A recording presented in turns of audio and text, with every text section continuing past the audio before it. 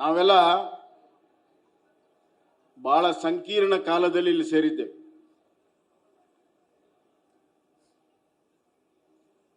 ನಮಗೆ ಬಹಳ ದೊಡ್ಡ ಇತಿಹಾಸ ಇದೆ. ನಮಗೆ ಬಹಳ ದೊಡ್ಡ ಇತಿಹಾಸ ಇದೆ.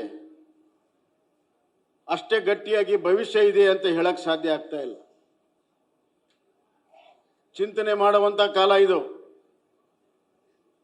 ನಮ್ಮ ಬೆನ್ನನ್ನು ನಾವೇ ತಟ್ಟಿಕೊಳ್ಳುವಂತ ಕಾಲ ಅಲ್ಲ. ವಿಚಾರ ಮಾಡಬೇಕು. ಬಹಳ ದೊಡ್ಡ ಇತಿಹಾಸದ ಜೊತೆಗೆ ಸಂಸ್ಕಾರ ಇದೆ, ಸಂಸ್ಕೃತಿ ಇದೆ. ನಮಗೆ ಸಂಸ್ಕಾರ ಸಂಸ್ಕೃತಿ ಇರೋದ್ರಿಂದ ನಮ್ಮದೇ ಆದಂತಹ ಚಿಂತನೆಯಲ್ಲಿ ಎಲ್ಲ ವಿಷಯಗಳನ್ನ ಗ್ರಹಿಸುವಂತದ್ದು ನಾವು ಮಾಡ್ತೇವೆ. ಧರ್ಮದ ಚೌಕಟ್ಟಿನಲ್ಲಿ, ನ್ಯಾಯದ ಚೌಕಟ್ಟಿನಲ್ಲಿ, ನೀತಿಯ ಚೌಕಟ್ಟಿನಲ್ಲಿ ನಮ್ಮ ಚಿಂತನೆ ಇರ್ತದೆ. ಆದ್ರೆ ಕಾಲ ಇವತ್ತು ಆ ಚೌಕಟ್ಟಿನಲ್ಲಿ ಇವತ್ತಿಲ್ಲ. ನಾವು ಯಾವ ಚೌಕಟ್ಟಿನಲ್ಲಿ ಚಿಂತನೆಯನ್ನ ಮಾಡ್ತೇವೆ, ನಮ್ಮ ಪರಂಪರೆ ಏನಿದೆ ಆ ಚೌಕಟ್ಟಲ್ಲಿ ಇವತ್ತು ಜಗತ್ತಿಲ್ಲ.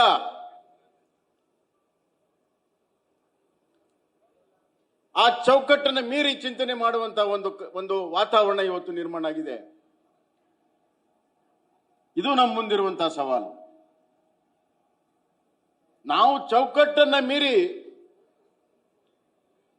ಆ ಚಿಂತನೆಯನ್ನ ಬದಲಾವಣೆ ಮಾಡಬೇಕಾ, ಅಥವಾ ಏನು ಚೌಕಟ್ಟು ಹೊರಗಡೆ ಇದ್ದಾರೆ ಅವರನ್ನ ನಮ್ಮ ಚಿಂತನೆಯ ಚೌಕಟ್ಟಿನಲ್ಲಿ ಒಳಗಡೆ ತರಬೇಕಾ?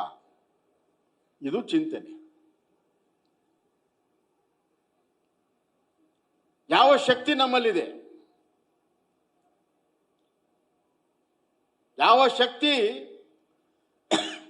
ತಪಸ್ಸಿನಿಂದ ಆದಿ ಗುರು ರೇಣುಕಾಚಾರ್ಯರಿಂದ ಹಿಡಿದು ಬಸವಾದಿ ಶರಣರು ಚಿಂತನೆಯ ತಪಸ್ಸಿನ ಫಲ ಧ್ಯಾನ ಮತ್ತು ಜ್ಞಾನ ಎರಡರಿಂದ ಪಡ್ಕೊಂಡಿದ್ದಾರೆ. ಧ್ಯಾನ ಮತ್ತು ಜ್ಞಾನದಿಂದ ಪಡ್ಕೊಂಡಿರುವಂತಹ ಚಿಂತನೆ ಹೊರಗೆ ಹಚ್ಚುವಂತ ಕಾಲ ಬಂದಿದೆ, ಹೊರಗೆ ಹಚ್ಚು ಕಾಲ ಬಂದಿದೆ. ಸಮಾಜವನ್ನ ಮುನ್ನಡೆಸುವಂತ ಶಕ್ತಿ ವೀರಶೈವ ಲಿಂಗಾಯತರಿಗಿದೆ. ಸಮೂಹವನ್ನ ನಡೆಸುವಂತ ಶಕ್ತಿ ವೀರಶೈವ ಲಿಂಗಾಯತರಿಗಿದೆ. ಯಾಕಂದ್ರೆ ನಮ್ಮ ಚಿಂತನೆ ಮಾನವೀಯ ತಳಹದಿಯ ಮೇಲಿದೆ. ನಮ್ಮ ಚಿಂತನೆ ಮಾನವೀಯ ತಳಹದಿಯ ಮೇಲಿದೆ. ಗುರು ಬೇರೆ ವಿರಕ್ತರು ಬೇರೆ ಅನ್ನುವಂತ ಬಹಳ ದಿನಗಳ ವಾದ, ಅದಕ್ಕೆ ಪೂರ್ಣ ವಿರಾಮ ಹಾಕುವಂತ ಕಾಲ ಬಂದಿದೆ. ಹಳೆ ಜಾಡಗಳ ಹಳೆ ವಾದಗಳನ್ನ ತೆಗೆದಿಟ್ಟು ಆಧುನಿಕ ಕಾಲದಲ್ಲಿ ನಮ್ಮ ತನವನ್ನ, ನಮ್ಮ ಚೌಕಟ್ಟನ್ನ ಉಳಿಸಿಕೊಂಡು ಇತರರಿಗೆ ಮಾದರಿಯಾಗಿ ಅವರನ್ನು ನಮ್ಮ ಚೌಕಟ್ಟಿನಲ್ಲಿ ತಂದು, ನಮ್ಮ ಚಿಂತನೆಗೆ ತಂದು ಇಡೀ ಮಾನವ ಕುಲಕ್ಕೆ ಇವತ್ತು ನಾವು ನೇತೃತ್ವವನ್ನು ಕೊಡುವಂತ ಕೆಲಸ ಆಗಬೇಕಾಗಿದೆ.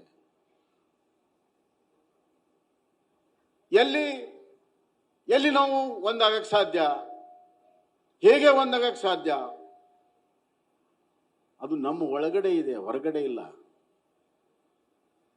ನಾನು ಈಗ ಹೇಳಿದೆ, ಮಾನವ ಧರ್ಮಕ್ಕೆ ಜಯವಾಗಲಿ, ಮಾನವೀಯತೆಯಿಂದಿರುವಂತಹ ಧರ್ಮಕ್ಕೆ ಜಯವಾಗಲಿ ಅಂತ ಆದಿಗುರು ನಮ್ಮ ರೇಣುಕಾಚಾರ್ಯ ಹೇಳಿದ್ರು. ಬಸವಣ್ಣವ್ರೇನು ಹೇಳಿದ್ರು? ದೈವೇ ಧರ್ಮದ ಮೂಲವಯ್ಯ. ಇದರಲ್ಲಿ ವ್ಯತ್ಯಾಸ ಏನಿದೆ? ಮಾನವ ಧರ್ಮಕ್ಕೆ ಜಯವಾಗಲಿ, ದೈವೇ ಧರ್ಮದ ದಯಾನೇ ಮಾನವೀಯತೆಯ ಮೊದಲನೆಯ ಗುಣ ದಯ. ಪ್ರಾಣಿಗಳಿಗೆ ನಮ್ಗೆ ವ್ಯತ್ಯಾಸ ಇರುವಂತದ್ದು, ನಮ್ಮಲ್ಲಿ ದಯಗುಣ ಇದೆ.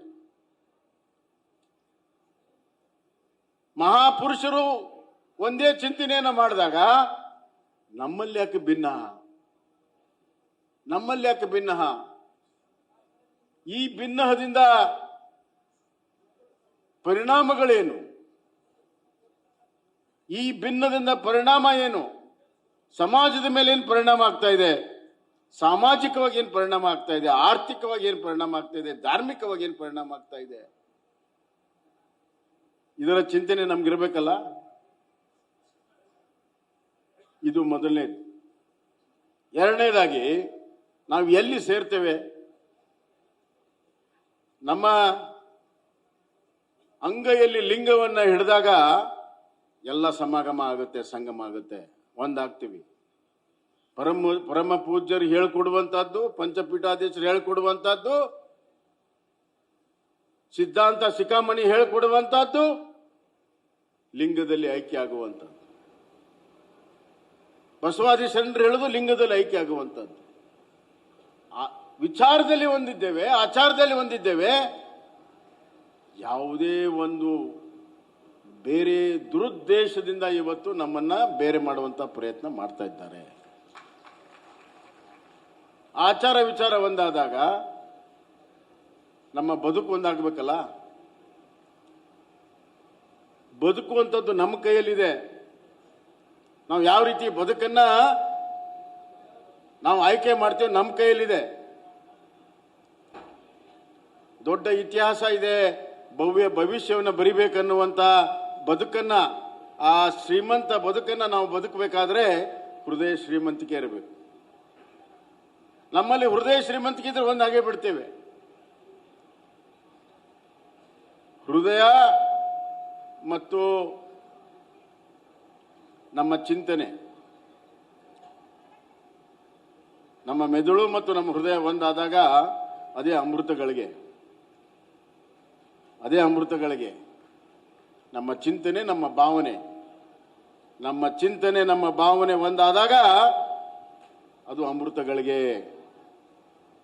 ನನಗನ್ನಿಸ್ತಾ ಇದೆ, ಪಂಚಪೀಠಾಧೀಶರು ಇವತ್ತು ಏನು ಶೃಂಗಸಭೆಯನ್ನು ಮಾಡಿದ್ದಾರೆ, ಅಂತ ಒಂದು ಅಮೃತ ಗಳಿಗೆಗೆ ಇವತ್ತು ನಾಂದಿಯನ್ನು ಹಾಡಿದ್ದಾರೆ ಪಂಚಪೀಠಾಧೀಶರು. ಅವರಿಗೆ ಕೋಟಿ ಕೋಟಿ ನಮನಗಳನ್ನ, ನಾನು ಧನ್ಯವಾದಗಳನ್ನ ಇವತ್ತು ಹೇಳಕ್ಕೆ ಇಚ್ಛೆ ಪಡ್ತೇನೆ.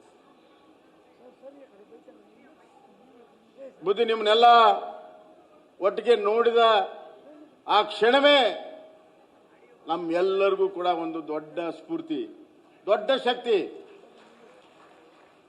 ಮಾತುಗಳಿಗಿಂತ ನಿಮ್ಮ ದರ್ಶನದಲ್ಲಿ ಆ ಶಕ್ತಿ ಇದೆ.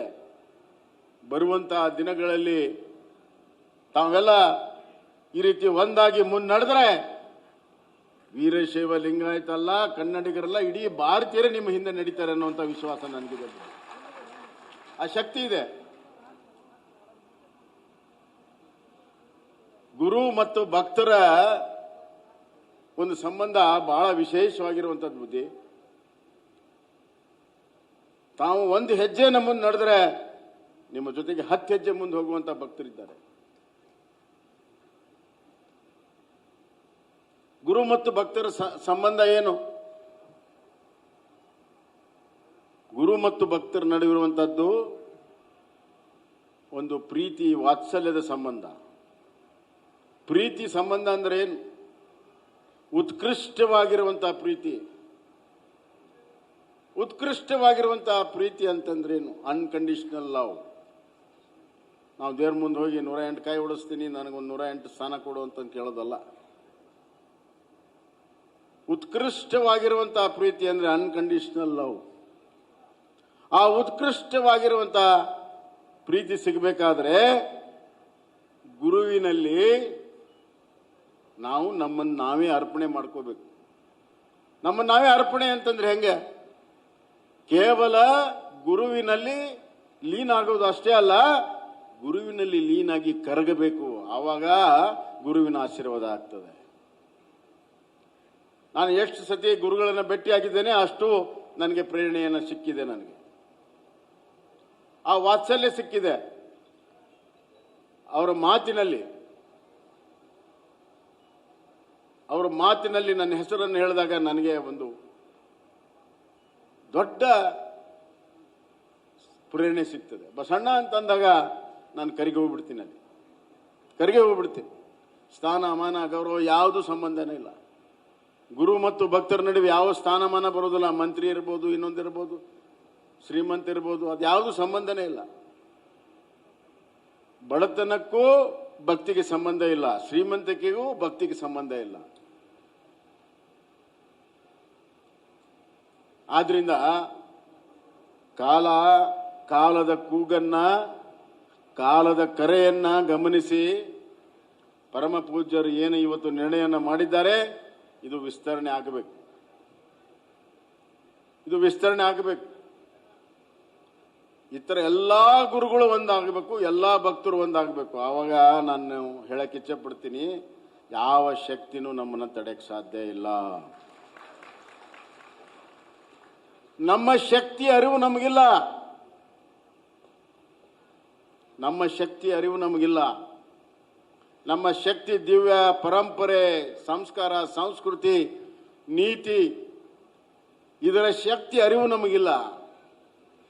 ಹೀಗಾಗಿ ಅಲ್ಲೇ ಇಲ್ಲಿ ಏನು ಸಿಗ್ತೈತೇನಿಲ್ಲ ಅಂತ ಓಡಾಡ್ತಾ ಇದೀವಿ ನಾವು ಗೊಂದಲದಲ್ಲಿ. ಈ ಗೊಂದಲ ನಿಲ್ಲಬೇಕು. ಒಳಗಡೆ ಇದೆ, ಆ ಶಕ್ತಿನೂ ಒಳಗಡೆ ಇದೆ, ಗುರಿನೂ ಒಳಗಡೆ ಇದೆ, ಗುರುನು ಒಳಗಡೆ ಇದ್ದಾನೆ. ಇವತ್ತು ನಾನು ಹೇಳಕ್ಕೆ ಇಚ್ಛೆ ಪಡ್ತೇನೆ, ವೀರಶೈವ ಲಿಂಗಾಯತರಿಗೆ ಇವತ್ತು ದಾವಣಗೆರೆಯಿಂದ ಒಂದು ಹೊಸ ದಿಕ್ಕು ಸೂಚಿ ಇವತ್ತು ನಮಗೆ ಸಿಕ್ಕಿದೆ ಅನ್ನೋಂಥ ಮಾತನ್ನು ನಾನು ಹೇಳಕ್ಕೆ ಇಚ್ಛೆ ಪಡ್ತೇನೆ. ತಾವು ಮುನ್ನಡೆರಿ ಬುದ್ಧಿ, ದೊಡ್ಡ ಬದಲಾವಣೆ, ದೊಡ್ಡ ಕ್ರಾಂತಿ ಆಗಲಿದೆ. ಮಾನವ ಧರ್ಮಕ್ಕೆ ಜಯವಾಗಲಿದೆ. ದಯತ್ತು ನಿಜವಾಗಲೂ ಕಲ್ಯಾಣ ಕರ್ನಾಟಕ ಏನು ನಾವೆಲ್ಲ ಕನಸು ಕಂಡಿದ್ದೇವೆ, ಕಲ್ಯಾಣ ಕರ್ನಾಟಕನೂ ಆಗ್ತದೆ, ಭವ್ಯ ಭಾರತನೂ ಕೂಡ ಆಗ್ತದೆ. ನಮಗೆ ಎರಡೂ ಬೇಕು. ನಮಗೆ ನಮ್ಮ ಜೀವನ ಪದ್ಧತಿನೂ ಬೇಕು, ಅದು ನಮ್ಮ ಮನಸ್ಸನ್ನು ನಿಯಂತ್ರಣ ಮಾಡೋಕ್ಕೆ, ಮತ್ತು ವೈಚಾರಿಕತೆನೂ ಬೇಕು ಮುಂದೆ ಹೋಗೋದಕ್ಕೆ. ಜೀವನ ಪದ್ಧತಿ ಗಟ್ಟಿಯಾಗಿರುವಂತಹ ಭದ್ರ ಬುನಾದಿಯನ್ನ, ನಿಲುವನ್ನ ನಾವು ಪಡ್ಕೊಳ್ತೇವೆ. ಭವ್ಯ ಭವಿಷ್ಯಕ್ಕೆ ವೈಚಾರಿಕತೆಗೂ ಬೇಕು. ಇವೆರಡೂ ಒಂದಾದಾಗ ನಮಗಷ್ಟೇ ಅಲ್ಲ, ಇಡೀ ಸಮಾಜಕ್ಕೆ ಒಳ್ಳೇದಾಗ್ತದೆ, ಮನಕುಲಕ್ಕೆ ಒಳ್ಳೇದಾಗ್ತದೆ. ಮಾನವ ಧರ್ಮಕ್ಕೆ ಜಯವಾಗಲಿ ಅಂತ ಏನು ಹೇಳಿದ್ದಾರೆ, ಆ ಮಾನವ ಧರ್ಮಕ್ಕೆ ಜಯವಾಗಲಿ ಆಗಬೇಕಾದ್ರೆ ವೀರಶೈವ ಲಿಂಗಾಯತರ ಒಕ್ಕಟ್ಟು. ಒಳ ಪಂಗಡದ ಬಗ್ಗೆ ಬಹಳ ಚರ್ಚೆ ಆಗ್ತದೆ, ನಾವು ಬಹಳ ತಲೆ ಕೆಡಿಸ್ಕೊಳ್ಳೋ ಅವಶ್ಯಕತೆ ಇಲ್ಲ. ವೃತ್ತಿಯಿಂದ ಒಳ ಪಂಗಡಗಳಾಗಿದ್ದಾವೆ, ಕಾರಣಾಂತರದಿಂದ ಆಗಿದ್ದಾವೆ. ಆದರೆ ಇವತ್ತು ಒಂದೇ ವೃತ್ತಿ ಮಾಡುವಂತ ಒಂದೇ ವರ್ಗ ಇಲ್ಲ. ಅತ್ಯಂತ ಕಡುಬಡವ ವಿದ್ಯಾವಂತನಾದ್ರೆ ಅವನು ಬೇರೆ ಬೇರೆ ಹೊಸ ವೃತ್ತಿಯನ್ನು ಮಾಡ್ತಾನೆ, ಆಫೀಸರ್ ಆಗ್ತಾನೆ, ಡಾಕ್ಟರ್ ಆಗ್ತಾನೆ, ಇನ್ನೊಂದಾಗ್ತಾನೆ. ವೃತ್ತಿಗಳ ಬದಲಾವಣೆ ಆಗಿದೆ. ವೃತ್ತಿ ಆಧಾರಿತ ಜಾತಿಗಳ ಬೇಕಾಗಿಲ್ಲ. ಈ ರಾಜಕಾರಣದಲ್ಲಿ ಹೆಂಗಿದೆ ಅಂತಂದ್ರೆ, ರಿಲಿಜಿಯನ್ ಇಸ್ ಓಪಿಯಂ ಅಂತಾರೆ. Religion is opium. ಆ ರಿಲಿಜಿಯನ್ ಹೊಡೆಯೋದಕ್ಕೆ ರಾಜಕಾರಣ ಬರ್ತದೆ. ರಾಜಕಾರಣದಲ್ಲಿ ಜಾತಿ ಬರ್ತದೆ, ಜಾತಿ ಹೊಡೆಯೋದಕ್ಕೆ ಉಪಜಾತಿ ಬರ್ತದೆ, ಕಾಸ್ಟ್ ಬರ್ತದೆ, ಸಬ್ ಕಾಸ್ಟ್ ಬರ್ತದೆ, ಕಾಸ್ಟ್ ಸಬ್ ಕಾಸ್ಟ್ ಹೊಡೆಯೋದಕ್ಕೆ ಕ್ಯಾಶ್ ಬರ್ತದೆ. ಇವೆಲ್ಲವೂ ಹೋಗ್ಬೇಕಾದ್ರೆ, ನಮ್ಮ ತಳಹದಿ ಗಟ್ಟಿ ಆಗಬೇಕಾದ್ರೆ ನಾವು ನಮ್ಮ ಪರಂಪರೆಯನ್ನ ಉಳಿಸಿಕೊಂಡು ಆಧುನಿಕ ಸವಾಲುಗಳನ್ನು ಒಗ್ಗಟ್ಟಾಗಿ ಎದುರಿಸಬೇಕು. ಒಳ ಪಂಗಡ ಮಾಡೋದ್ರಿಂದ ಕೆಲವು ಬೆರಳಿಕೆ ಎಣಿಕೆ ಜನರಿಗೆ ಒಳ್ಳೇದಾಗ್ಬೋದು. ಆದರೆ ಸಮಾಜದಲ್ಲಿರುವಂಥ ಕಟ್ಕಡೆಯ ಬಡವನಿಗೆ, ರೈತನಿಗೆ, ಕೂಲಿ ಮಾಡಿ ತಿನ್ನುವಂಥವನಿಗೆ ಒಳ್ಳೇದ ಆಗೋದಿಲ್ಲ. ನಮ್ಮ ತಂದೆಯವರು ಮುಖ್ಯಮಂತ್ರಿ ಆದಾಗ ಒಬ್ಬರು ಪ್ರಶ್ನೆಯವ್ರು ಕೇಳಿದ್ರು ದಿಲ್ಲಿಯಲ್ಲಿ, ಏನು ನೀವು ಲಿಂಗಾಯತರು, ವೀರಶೈವ ಲಿಂಗಾಯತರು ನೀವು ಮುಖ್ಯಮಂತ್ರಿ ಆದ್ರಿ ಅಂತ. ನಾನು ವೀರಶೈವ ಲಿಂಗಾಯತ ಅಂತ ಇವತ್ತು ಗೊತ್ತಾಯ್ತಾನಪ್ಪ ಅಂತಂದ್ರು. ನಾನು ಅಪೋಸಿಷನ್ ಲೀಡರ್ ಇದ್ದೆ, MLA ಇದ್ದೆ, ಮಂತ್ರಿ ಇದ್ದೆ, ಯಾವಾಗ ಗೊತ್ತಾಗಲಿಲ್ಲ. ಮುಖ್ಯಮಂತ್ರಿ ಆದಾಗ ನನ್ನ ಜಾತಿ ಬೇಕಾತ ನಿಮಗೆ.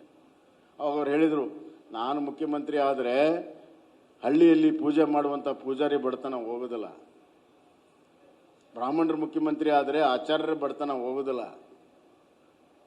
ರೈತರ ಬಡತನ ಹೋಗೋದಿಲ್ಲ. ನಮ್ಮ ಬಡತನ ಹೋಗಬೇಕಾದ್ರೆ ದುಡಿಮೆಯಿಂದ ಮಾತ್ರ ಸಾಧ್ಯ, ಕಾಯಕದಿಂದ ಮಾತ್ರ ಸಾಧ್ಯ. ಒಂದು ಕಾಲ ಇತ್ತು, ದುಡ್ಡೇ ದೊಡ್ಡಪ್ಪ ಅನ್ನುವಂಥ ಕಾಲ ಇತ್ತು. ನಾನು ಹೇಳ್ತಾ ಇದ್ದೀನಿ, ಬರುವಂತ ದಿನಗಳು ದುಡ್ಡೇ ದೊಡ್ಡಪ್ಪ ಅಲ್ಲ, ದುಡಿಮೆಯ ದೊಡ್ಡಪ್ಪ ಆಗ್ತದೆ. ಯಾರಿಗೆ ದುಡಿಮೆ ಇದೆ ಅವ್ರಿಗೆ ಬಡತನ ಇಲ್ಲ. ಆ ದುಡಿಮೆಯನ್ನು ಕಲಿಸುವಂತ ಯಾವುದಾದರೂ ಸಮುದಾಯ ಸಮಾಜ ಇದ್ರೆ ಅದು ವೀರಶೈವ ಲಿಂಗಾಯತ. ದುಡಿಮೆ ಆಧಾರಿತವಾಗಿರುವಂತಹ ಒಂದು ಸಮಾಜವನ್ನು ನಾವು ಕಟ್ಟಿದ್ದೇವೆ. ಬೇರೆ ಜಗತ್ತಿನಲ್ಲಿ ಯಾವುದೇ ಸಮಾಜ ಈ ರೀತಿ ನಿರ್ಮಾಣ ಆಗಿಲ್ಲ. ಎಲ್ಲಿವರೆಗೂ ಮಾನವ ಇರ್ತಾನೆ, ಎಲ್ಲಿವರೆಗೂ ಮಾನವನಿಗೆ ದಯ ಇರ್ತದೆ, ಎಲ್ಲಿವರೆಗೂ ಮಾನವನಿಗೆ ದುಡಿಮೆ ಮಾಡುವಂತ ವಿಚಾರ ಇದೆ, ಅಲ್ಲಿವರೆಗೂ ವೀರಶೈವ ಲಿಂಗಾಯತ ಜೀವಂತವಾಗಿರ್ತದೆ. ಚಿಂತನೆಯನ್ನು ಮಾಡುವಂತ ಅವಶ್ಯಕತೆ ಇಲ್ಲ. ನಮ್ಮ ಕಾಲದ ತಕ್ಕಾಗೆ, ಕಾಲದ ಕೂಗಿಗೆ, ಕಾಲಿಗೆ ಸವಾಲಿಗಾಗಿ ಒಕ್ಕಟ್ಟಾಗಿ ಒಂದಾಗಿ ಏನು ಹೆಸರು ಬರೆಸ್ಬೇಕು ಅದು ಇದೆಲ್ಲ ಗುರುಗಳಿಗೆ ಬಿಡ್ತೀನಿ. ತಾವು ಏನು ಹೇಳ್ತೀರಾ ಆ ಪ್ರಕಾರ ನಾವು ನಡ್ಕೊಂಡು ಹೋಗ್ತೇವೆ. ತಾವು ಅದನ್ನ ಮುನ್ನಡೆಸಿ ನಿಮ್ಮ ಜೊತೆಗಿದ್ದೇವೆ. ಸೂರ್ಯ ಚಂದ್ರ ಇರೋವರೆಗೂ ವೀರಶೈವ ಲಿಂಗಾಯತರ ಒಂದು ಶಕ್ತಿ ನಿರಂತರವಾಗಿರ್ತದೆ ಅನ್ನುವಂಥ ವಿಶ್ವಾಸದೊಂದಿಗೆ ನನ್ನ ಮಾತನ್ನು ಮುಗಿಸ್ತೇನೆ. ಎಲ್ಲ ಪಂಚಪೀಠಾಧೀಶರಿಗೆ ನನ್ನ